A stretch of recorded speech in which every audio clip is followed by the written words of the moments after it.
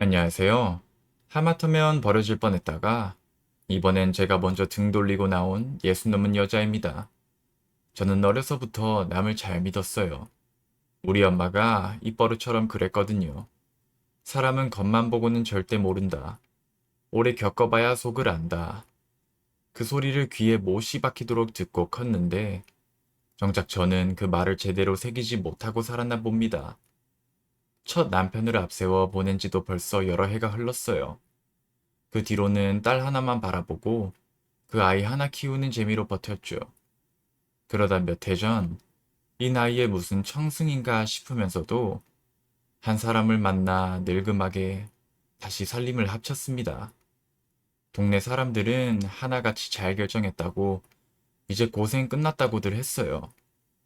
그런데 그 결정이 제 평생 가장 두렵고 캄캄한 비밀의 문을 여는 일이 될 줄은 그때는 정말이지 꿈에도 몰랐습니다. 이 이야기를 풀다 보면 제가 얼마나 어리석었는지 낯이 뜨거워 고개를 못 들 대목이 한둘이 아니에요. 그래도 제 지난 세월이 누군가에게 작은 거울 한 조각이라도 되어준다면 그걸로 됐다 싶습니다. 제가 어떤 사람으로 살아왔는지부터 말씀드려야 이 이야기가 여러분 가슴에 조금이나마 와닿을 것 같아요. 저는 가난한 집에 맏딸로 태어났어요. 위로 오빠 하나 없이 제 밑으로 줄줄이 동생만 넷이었거든요. 엄마가 몸이 약하셔서 어릴 때부터 살림은 제 몫이었어요. 동생들 밥 챙기고 코 닦아주고 학교 보내는 게 다 제 일이었죠. 공부요? 곧잘 했어요. 선생님이 대학 가라고 몇 번을 그러셨는데 우리 집 형편의 대학은 무슨. 저는 고등학교 졸업하자마자 시장 반찬 가게에 취직했습니다. 그때부터 제 인생이 어땠는지 아세요? 새벽 4시에 일어나 장을 봤어요. 낮에는 하루 종일 반찬을 무치고 볶고, 밤에는 집에 와서 동생들 학비 계산하고 살림 걱정하느라 잠도 제대로 못 잤죠. 제 청춘이라는 게 그렇게 다 지나가더라고요. 그렇게 동생들 넷을 다 결혼까지 시키고 나니까 어느 날 거울을 봤는데 제가 벌써 혼기가 훌쩍 넘은 노처녀가 돼 있지 뭐예요. 참, 세월이라는 게 무섭더군요. 그 무렵에 첫 남편을 만났어요. 늦게나마 시작한 결혼 생활이었는데 어찌나 따뜻하든지요. 딸 하나를 낳고 그의 옹알이 하는 걸 보면서 저는 처음으로 이런 생각을 했어요. 아, 이제 나도 사람답게 사나 보다. 그 짧은 몇 년이 제 인생에서 제일 행복했던 시절이었습니다. 그런데 하늘도 참 무심하시지. 그 사람이 갑자기 심장병으로 저를 두고 먼저 가버렸어요. 그때 우리 딸이 아직 어렸거든요. 저는 그 어린 것을 끌어안고 이를 악물었어요. 다시 반찬 가게로, 식당 주방으로, 김치 공장으로. 돈 되는 일이면 뭐든 닥치는 대로 했습니다. 그렇게 죽기 살기로 키운 딸이 대학을 나오고 번듯한 회사에 취직을 했어요. 그때 제가 그랬습니다. 됐다. 이제 내 할 일은 다 끝났다. 정말 후련하더라고요. 그런데 그게 또 다른 외로움의 시작일 줄은 누가 알았겠어요.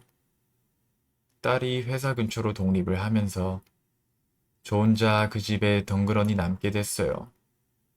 퇴근하고 불 꺼진 집에 들어와서 찬밥에 물 말아 혼자 먹는 날이 하루 이틀 늘어나니까 외로움이 뼛속까지 사무치더군요. 그 무렵이었어요. 동네 아는 언니가 사람 하나를 소개시켜줬어요. 식자재 납품업체 사장이라고. 아주 듬직한 사람이라면서요. 처음엔 손사래를 쳤죠. 아이고, 이 나이에 무슨 재혼이야. 그랬거든요. 그런데 그 사람이 저한테 이러는 거예요. 내가 뭐 대단한 사람은 아니어도 책임감 하나는 있는 사람입니다. 이제 혼자서 다 짊어지고 살지 마세요. 그 말이, 그 말이 제 마음을 흔들어 놓지 뭐예요. 평생 혼자 다 짊어지고 살아온 저한테 그 말이 얼마나 달콤하게 들렸는지 몰라요. 결정적인 게 하나 있었어요. 우리 딸이 퇴근길에 접촉사고가 났는데 그 사람이 현장까지 한 걸음에 달려와서 보험 처리며 합의며 아주 깔끔하게 정리를 해줬거든요. 그걸 본 딸이 저한테 조심스럽게 그러더라고요.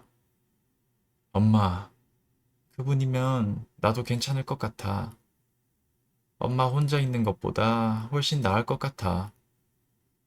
딸까지 그렇게 말하니 저는 그만 마음을 놓아버렸어요. 그렇게 저는 60 넘어서 다시 결혼이라는 걸 했습니다. 재혼 초반에 그 사람은 참 다정했어요. 제 반찬 가게 일을 그렇게 살뜰히 챙기더라고요. 당신은 반찬만 맛있게 만들면 돼.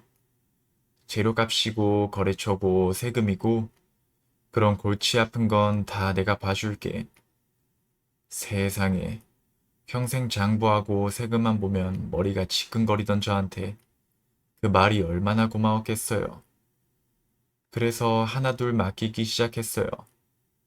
그런데 그게 화근이었어요.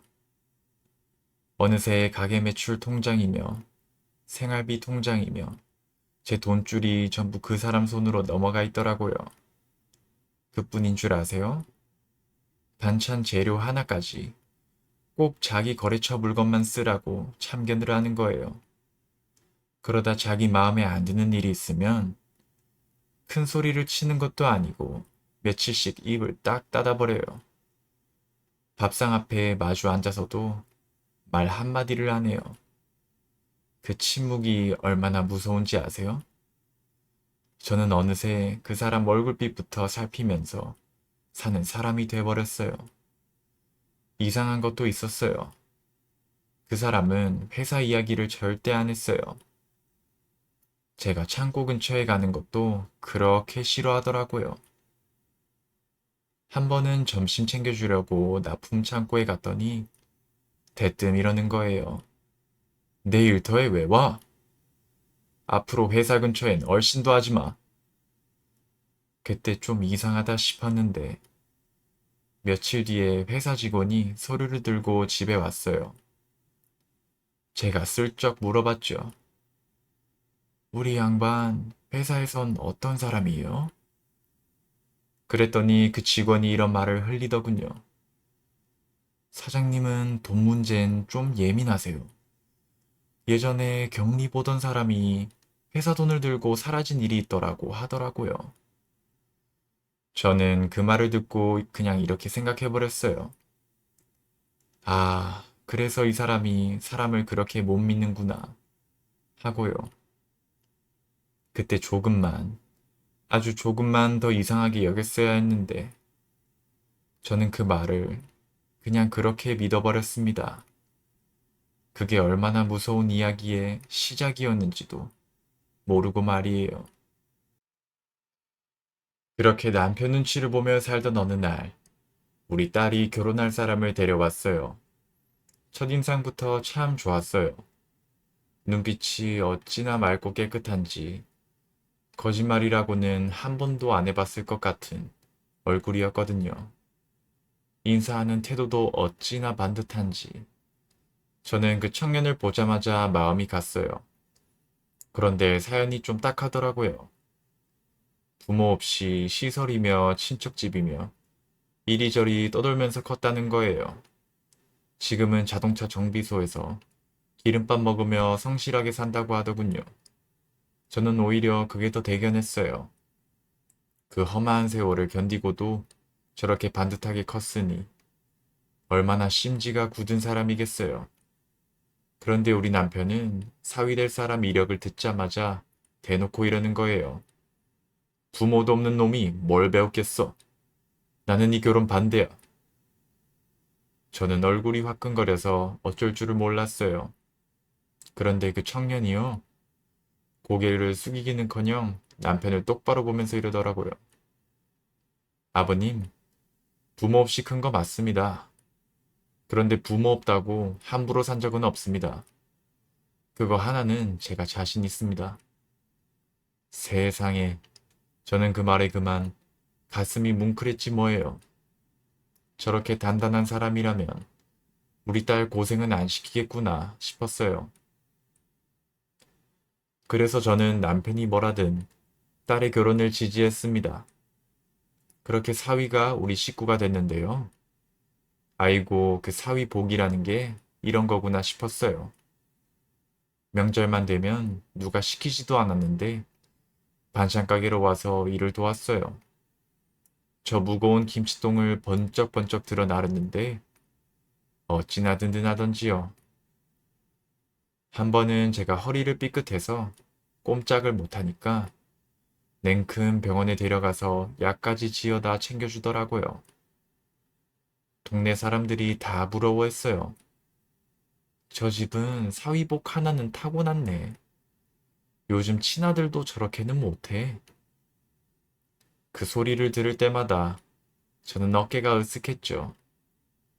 우리 남편은 여전히 사위한테 쌀쌀 맞아요. 사위가 아버님, 제가 좀 도와드릴까요? 하면 됐네. 자네가 뭘 안다고.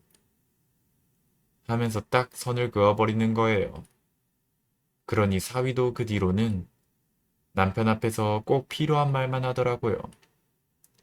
저는 그저 두 사람 사이가 어색한가 보다 그렇게만 생각했어요. 그런데요, 한 반년쯤 전부터 이 사위가 좀 이상해지기 시작했어요. 글쎄, 제 생일이었는데 얼굴을 안 비치는 거예요. 전화로 장모님, 정비소일이 밀려서 도저히 못 가겠어요. 죄송합니다. 하고 둘러대는데 예전 같으면 상상도 못할 일이었거든요. 한두 번이면 그러려니 하는데 이런 일이 자꾸 반복되니까 저도 슬슬 이상하다 싶었어요. 그러던 어느 날 딸이 저를 찾아와서 얼굴이 하얘져서는 이러는 거예요. 엄마, 이 사람이 밤마다 베란다에 나가서 누구랑 몰래 통화를 해. 내가 나가면 얼른 끊어버려. 가슴이 철렁하더라고요. 그런데 그게 다가 아니었어요. 딸이 목소리를 낮추면서 또 이러지 뭐예요. 그리고 엄마, 이 사람 통장에서 매달 돈이 꼬박꼬박 빠져나가는데 어디다 쓰는 건지 도무지 말을 안 해. 저는 그 말을 듣는 순간 눈앞이 아득해졌어요.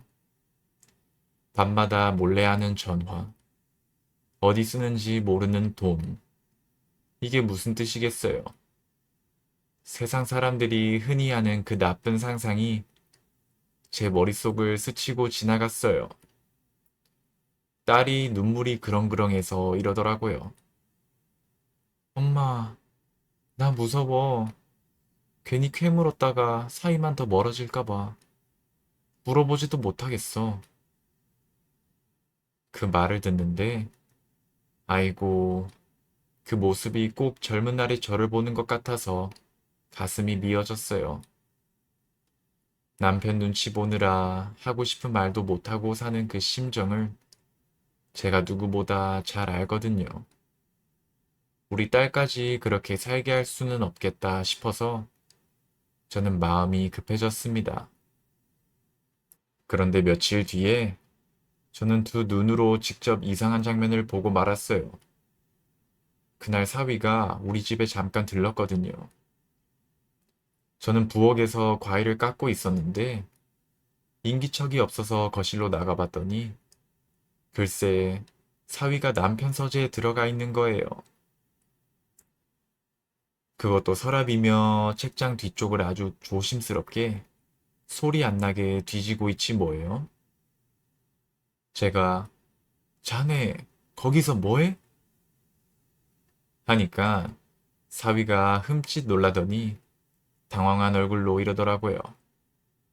아, 장모님, 그게 아버님 생신 때 서재에 놓을 정리함을 하나 맞춰드리려고요. 서랍 깊이랑 책장 크기를 좀 재봐야 해서요. 말은 그럴듯했어요. 그런데요. 저는 겉으로는 아이고, 그런 걸 뭘 신경 써? 하고 웃어넘겼지만 속으로는 영 찜찜한 거예요. 정리함 크기를 잰다는 사람이 왜 서류 봉투까지 손을 대고 있었을까? 분명히 봤거든요. 사위 손에 남편 서류 봉투가 들려 있는 걸요. 정리함 크기 재는데 서류 봉투가 왜 필요하겠어요? 그때부터였어요. 그렇게 착하고 반듯하게만 보이던 우리 사위한테 저도 모르게 의심이라는 게 마음속에 스멀스멀 자리를 잡기 시작한 게 말이에요. 밤마다 하는 몰래 전화, 새어나가는 돈, 그렇게 남편 서재를 뒤지던 그 손길까지 자꾸만 안 좋은 그림이 그려지는 거예요. 혹시 저 사람이 우리 딸을 두고 딴 마음을 먹은 건 아닐까? 아니면 남편 재산이라도 노리는 건 아닐까? 저는 그 의심을 도저히 혼자 삭힐 수가 없었어요. 그래서 결국 해서는 안 될 결심을 하고 말았습니다. 그 결심이 저를 어디로 데려갈지도 모른 채 말이에요. 제가 한 그 몹쓸 결심이 뭐였냐면요. 바로 흥신소를 찾아간 거예요. 딸한테는 차마 말을 못했어요. 괜히 긁어 부스럼 만들었다가 아무것도 아닌 일로 딸 부부 사이만 틀어지면 어쩌나 싶었어요. 그래서 저 혼자 몰래 떨리는 손으로 흥신소 문을 두드렸습니다. 거기서 박 실장이라는 사람을 만났어요. 나이는 50쯤 돼 보이는 남자였는데 제 이야기를 다 듣더니 별일 아니라는 듯 이러더라고요. 어머니, 너무 걱정 마세요. 며칠만 딱 붙어서 따라다녀 보면 이 양반이 어떤 사람인지 대충 다 나옵니다. 그 말에 저는 조금 마음을 놓았어요. 그래, 차라리 아무것도 아니라고 나오면 얼마나 좋아. 그렇게 생각하면서 결과를 기다렸죠. 처음 며칠은 별다른 게 없었어요. 박 실장한테서 오는 보고라고는 정비소 출근했다가 곧장 집으로 퇴근했습니다. 이런 것뿐이었거든요. 저는 내가 괜히 예민했나 보다 하고 안도하기까지 했어요. 그런데요, 그렇게 마음을 놓으려던 어느 날 새벽이었어요. 새벽 1시쯤 됐을까요? 곤히 자고 있는데 휴대폰이 미친 듯이 울리는 거예요. 한 통도 아니고 여러 통을요. 박 실장이었어요. 이 밤중에 무슨 일인가 싶어 얼른 받았더니 그 사람 목소리가 다급하기 짝이 없더라고요. 어머니, 어머니, 지금 사위분이요. 폐 냉동창고 뒤에서 뭘 땅에 묻고 있습니다. 이건 어머니가 바로 보셔야 할 것 같아요. 제가 지금 영상 찍어서 보내드릴게요. 저는 그 말을 듣고 심장이 쿵 내려앉았어요. 뭘 묻어요? 이 야밤에? 곧이어 영상이 하나 도착했어요. 떨리는 손으로 그걸 열어봤는데, 아이고, 그 자리에서 숨이 턱 막혀버렸습니다. 영상 속에는요, 낡은 냉동창고 뒤 컴컴한 공터에서 우리 사위가 삽을 들고 땅을 파고 있는 거예요. 그 번듯하고 착하던 사위가요. 주변을 몇 번이고 두리번 살피더니 비닐에 둘둘 싼 꾸러미를 품에 꼭 안고 있다가 그걸 파놓은 흙 구덩이 속에 슬며시 묻지 뭐예요? 저는 그 장면을 보는 순간 별별 생각이 다 들었어요. 저게 뭘까? 어디서 훔친 돈일까? 아니면 차마 입에 담기도 무서운 그 무언가일까? 새벽 공터에서 삽을 들고 땅을 파는 사위 모습이 어찌나 낯설고 무섭던지 저는 그만 손에서 휴대폰을 툭 떨어뜨리고 말았어요. 그날 밤 저는 한숨도 못 잤습니다. 며칠을 끙끙 앓아 누웠죠. 밥도 안 넘어가고 눈만 감으면 삽질하는 사위 모습이 아른거리는 거예요. 그런데요, 이대로 가만히 있으면 제가 미쳐버릴 것 같았어요. 도대체 저 흙구덩이 속에 뭐가 들었는지 두 눈으로 확인하지 않고는 못 베기겠더라고요. 그래서 저는 또 한 번 겁도 없이 새벽에 폐 냉동 창고 뒤에 공터를 직접 찾아갔습니다. 영상에서 봤던 그 자리를 찾아갔더니 아이고 이게 웬일이에요?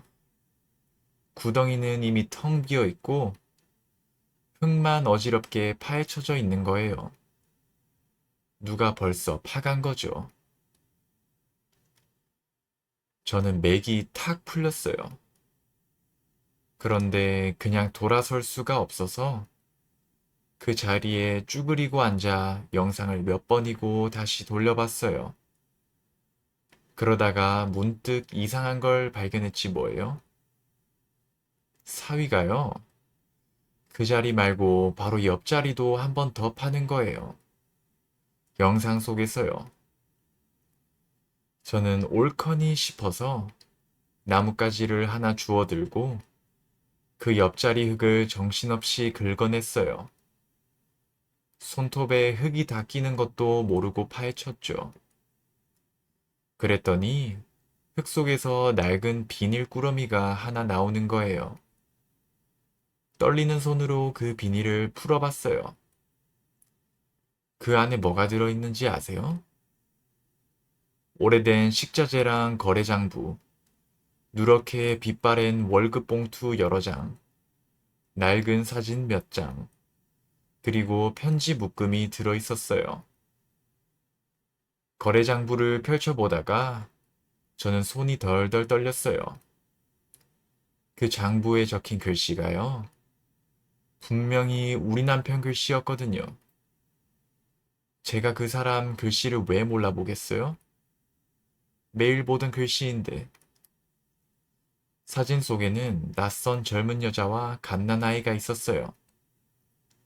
편지에는 이런 내용이 반복되고 있더라고요. 약속 지켜주세요. 우리 아이 한 번, 우리 아이 한 번만 봐주세요. 저는 그 순간 이 모든 걸 완전히 잘못 이해하고 말았어요. 아, 우리 사위가 이 자료로 남편의 약점을 쥐고 협박을 하려는 거구나. 남편 재산을 노리고 이 옛날 비밀을 캐낸 거야. 그렇게 생각하니까 사위가 무서워지더라고요. 그 착하고 맑던 얼굴 뒤에 이런 무서운 속내가 있었나 싶어서 온몸에 소름이 돋았어요. 그때 박 실장한테서 또 연락이 왔어요. 사위가 매주 허름한 빌라에 들르는데 거기서 젊은 여자하고 5살쯤 된 아이를 만난다는 거예요. 그 말을 듣자마자 제 머릿속은 완전히 엉켜버렸어요. 이제는 협박이 문제가 아니라 우리 딸 두고 딴 살림이라도 차린 건가 싶었거든요. 저는 더는 참을 수가 없었어요. 그 빌라 주소를 받아들고 그 길로 쳐들어갔습니다. 문을 벌컥 열고 들어가니 정말 사위가 웬 젊은 여자하고 같이 있는 거예요. 저는 앞뒤 잴 것도 없이 소리를 질렀어요. 그래! 어디 말 좀 해봐! 우리 딸 두고 여기서 대체 뭐 하는 거야? 이 여자는 뭐고? 저 아이는 또 뭐냐고? 그런데요. 그렇게 악을 쓰고 서 있는 저를 바라보는 사위와 그 여자의 눈빛이 제가 생각했던 것과는 너무나 달랐어요. 그 눈빛이 무슨 뜻이었는지 저는 그때는 미처 알지 못했습니다. 제가 그렇게 악을 쓰는데 사위가 고개를 푹 숙이더니 이러는 거예요. 장모님, 지금은 말씀 못 드립니다. 조금만 기다려주세요. 제가 다 정리되면 그때 다 말씀드릴게요. 저는 더 화가 나서 뭐라고 하려는데요. 이상하게 사위 그 눈빛이 바람 피우다 들킨 사람 눈빛이 아닌 거예요. 변명하려는 얍삽한 기색은 하나도 없고 그저 미안함하고 슬픔만 가득한 그런 눈이었어요. 저는 그만 말문이 막혀서 어정쩡하게 그 집을 나올 수밖에 없었죠. 집에 돌아와서 저는 냉동창고에서 찾아온 그 낡은 사진을 다시 꺼내봤어요. 그런데 아이고, 이게 어찌 된 일이에요? 사진 속 젊은 여자의 눈매가요. 아까 그 빌라에서 본 여자하고 똑 닮았지 뭐예요? 어쩐지 어디서 본 것 같더라니. 저는 도저히 궁금해서 견딜 수가 없었어요. 그래서 다음날, 이번엔 사위 없이 저 혼자 그 여자를 다시 찾아갔습니다. 사진을 여자 앞에 척 내밀면서 물었어요. 이 여자, 자네 어머니 맞지? 그리고 이 품에 안긴 아이, 이거 자네잖아. 맞지? 그랬더니 그 여자가요, 갑자기 울음을 터뜨리는 거예요. 그러면서 사진 속 여자가 자기 엄마가 맞고 그 품에 안긴 아이가 바로 자기라고 하더라고요. 그러더니 이런 말을 꺼냈는데 저는 그 첫마디에 벌써 가슴이 철렁 내려앉았어요. 저희 엄마가요, 예전에 그 회사 경리였대요.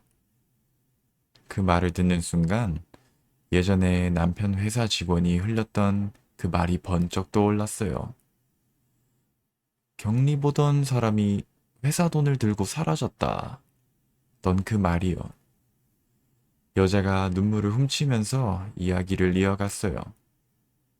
우리 남편이 그 시절에 자기는 혼자 사는 사람인 척 하면서 자기 엄마한테 결혼을 약속했다는 거예요. 책임지겠다고. 걱정 말라고요. 그런데 엄마가 덜컥 임신을 하자 그 사람 태도가 싹 바뀌었대요. 책임지기가 싫으니까. 글쎄, 회사 돈을 자기가 빼돌려 놓고는 그걸 엄마한테 뒤집어 씌운 거예요. 회사 돈을 훔친 도둑으로 몰아서 엄마를 회사에서 쫓아냈다지 뭐예요.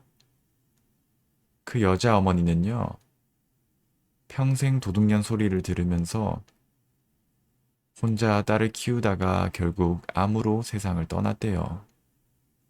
죽기 전에 딸 손을 붙잡고 이런 유언을 남겼다더라고요.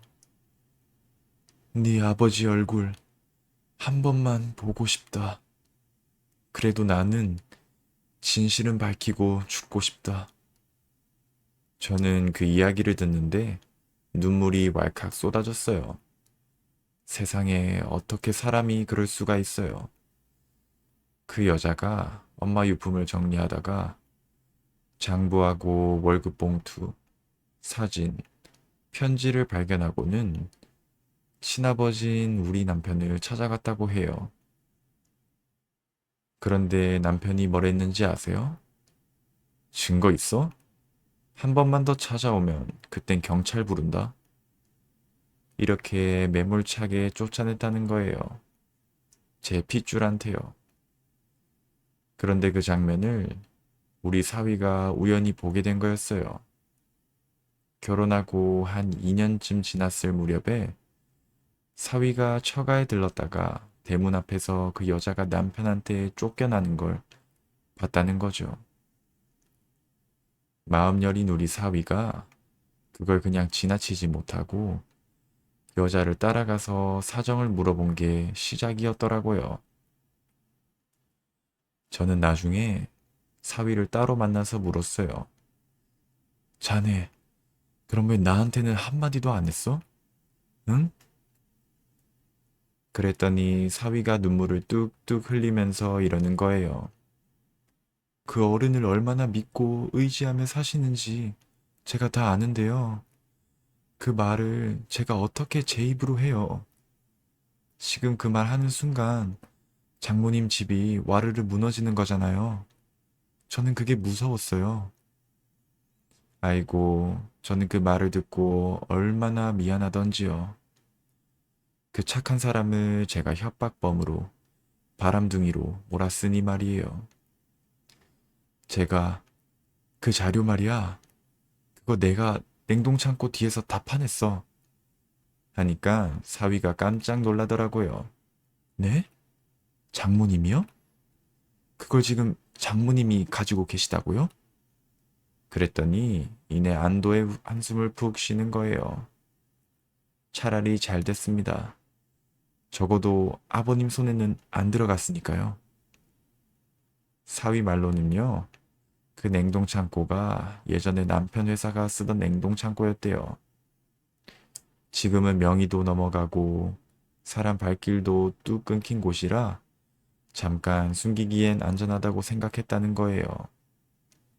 그 여자 집 근처에 남편 쪽 사람이 자꾸 얼쩡거리는 걸 알아채고는 변호사한테 넘기기 전에 며칠만 안전하게 숨겨두려던 거였더라고요. 밤마다 베란다에서 몰래 하던 그 전화도 빠져나가던 돈도 다 이유가 있었어요. 밤에는 그 여자하고 또 옛날 회사 직원들하고 변호사 사무실하고 세무 쪽 아는 사람들한테 연락을 돌린 거였대요. 통장에서 나간 돈은요, 그 여자하고 아이 생활비를 조금 보태주고 변호사 상담비 내고 옛 직원 찾아다니는 교통비로 쓴 거였고요. 그리고 사위가 마지막으로 저한테 더 두꺼운 소리뭉치를 하나 내밀었어요. 저는 그걸 보고 온몸이 부들부들 떨렸습니다. 그게 뭐였냐면요. 우리 남편이 저하고 갈라살 준비를 하면서 제 반찬 가게 보증금이며 매출 통장이며 회사 지분의 공동 재산까지 싹 다 자기 쪽으로 빼돌리고 있었다는 증거였어요. 과거에 여자를 버린 그 손으로 지금은 저를 버릴 준비를 하고 있었던 거예요. 저는 그 서류를 손에 꼭 쥐고 이를 악물었습니다. 저는 그 서류 뭉치를 챙겨 들고 그 길로 변호사 사무실을 찾아갔어요. 사위가 그동안 목숨 걸고 모아온 장부하고 서류를 몽땅 내밀었죠. 변호사가 그걸 한참 들여다보더니 이러더라고요. 어머니, 이 정도면 재산을 고의로 빼돌린 정황이 아주 분명합니다. 반찬 가게 보증금하고 매출 통장 문제도 충분히 바로잡을 수 있어요. 그 말을 듣는데 눈물이 핑 돌더라고요. 저는 그 자리에서 마음을 굳혔어요. 황혼 이혼이든 뭐든 이제 내 것을 내가 되찾겠다고요. 집에 돌아와서 남편한테 이혼 이야기를 꺼냈더니 이 사람이 코웃음을 치는 거예요. 네가 뭘 한다고 까불어? 평생 반찬이나 묻히던 여자가 법을 알기나 해? 예전 같으면 그 한마디에 저는 또 움츠러들었을 거예요. 그런데요, 그날 저는 처음으로 그 사람 앞에서 한 발짝도 물러서지 않았습니다. 나 이제 당신 말에 안 눌려요. 내 가게, 내 돈, 내 인생, 내 것 내가 다 되찾을 거예요. 제 입에서 그런 말이 나오다니 저도 제가 놀라웠죠. 그런데 어찌나 속이 후련하던지요. 법적인 절차가 시작되니까 남편은 끝까지 발뺌을 했어요. 그런데 어쩌겠어요? 거래장부에 차명계좌 자료에 반찬가게 매출 통장이 어떻게 옮겨 다녔는지 그 내역이 눈앞에 탁 펼쳐져 있으니까 그 뻔뻔하던 사람도 결국 흔들리더라고요. 저는 남편이 제 명의에서 빼돌리려 했던 반찬가게 보증금하고 매출 통장을 도로 다 찾아왔어요. 재혼하고 나서 같이 모은 예금하고 집도 정당한 제 몫을 인정받았고요. 게다가 남편은 그동안 저지른 세금 문제하고 허위 거래까지 한꺼번에 터지면서 그 잘 나가던 식자재 회사도 휘청거리기 시작했습니다. 그런데 저는요, 거기서 멈추지 않았어요. 그 젊은 여자 어머니의 억울한 누명, 그걸 꼭 풀어드리고 싶었거든요. 그래서 딸하고 사위, 그리고 그 여자까지 다 힘을 모았어요. 사위하고 딸이 발이 부르트도록 옛날 회사 직원들을 찾아다녔죠. 그랬더니 몇몇 분이 이렇게 증언을 해주더라고요. 그때 그 격리 누명, 나도 영 이상하다 싶었어요. 사장이 우리한테 말을 맞추라고 시켰거든요. 그리고 결정적인 단서가 바로 그 월급 봉투였어요. 그 봉투 안에 돈이 든 게 아니었어요. 글쎄, 남편이 직접 쓴 짧은 메모들이 들어있지 뭐예요? 이번 달 병원비, 회사 일은 더 묻지 마. 장부는 내가 정리할 테니 너는 조용히 있어. 그 메모에 적힌 날짜하고 금액이요. 오래된 거래 장부에서 비어있던 그 돈하고 딱딱 맞아 떨어지는 거예요. 결국 그 돈은 경리가 훔친 게 아니라 남편이 제 손으로 빼돌렸다는 것을 만천하에 드러나게 된 거죠. 워낙 오래된 일이라 그 사람을 법으로 다 처벌받게 하기는 어려웠어요. 그래도요, 옛 직원들 진술서에 장부에 월급 봉투 속 그 메모까지 다 모이니까 적어도 그 여자 어머니가 도둑이 아니었다는 사실만큼은 아주 분명해졌습니다. 그 과정에서 남편의 옛날 죄만 드러난 게 아니었어요. 지금도 거래처 이름을 빌려서 가짜 계산서를 끊고 회사 돈을 빼돌리던 정황까지 줄줄이 나왔죠. 결국 세무조사가 들어오고 거래처들이 하나둘 등을 돌리면서 그 회사는 끝내 버티지 못했어요. 그러던 어느 날 남편한테서 전화가 왔어요. 목소리가 다 죽어 있더라고요. 나 이제 갈 데가 없어. 한 번만, 딱 한 번만 봐주라. 평생 큰 소리만 치던 사람이 그렇게 애원을 하는데 저는 이상하게 마음이 흔들리지 않았어요. 저는 아주 담담하게 이렇게 말했습니다. 평생 사람 버리기만 하더니 이제 버려지는 게 어떤 건지 좀 알겠어요? 나 이제 당신 눈치 안 봐요. 그러고는 조용히 전화를 끊었어요.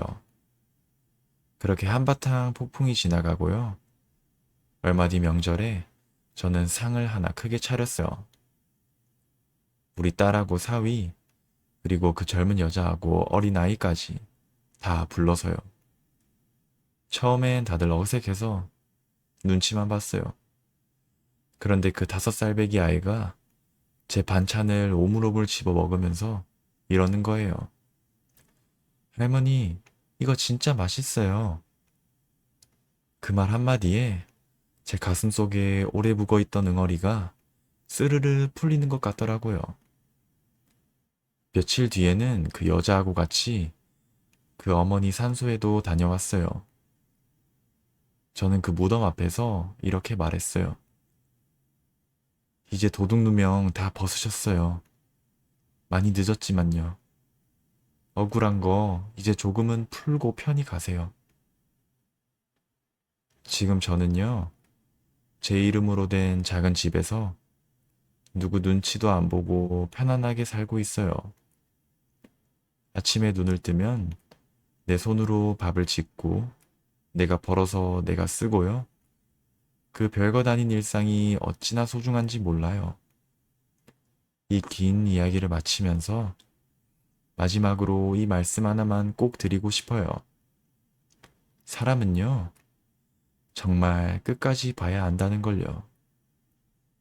그렇게 듬직해 보이던 사람이 제 등에 칼을 꽂고 그렇게 의심했던 사람이 제 손을 잡아준 걸 보면 말이에요. 너무 쉽게 믿지도 말고 그렇다고 겉만 보고 함부로 미워하지도 말 것. 저는 그걸 이 나이 62이 되어서야 겨우 배웠습니다.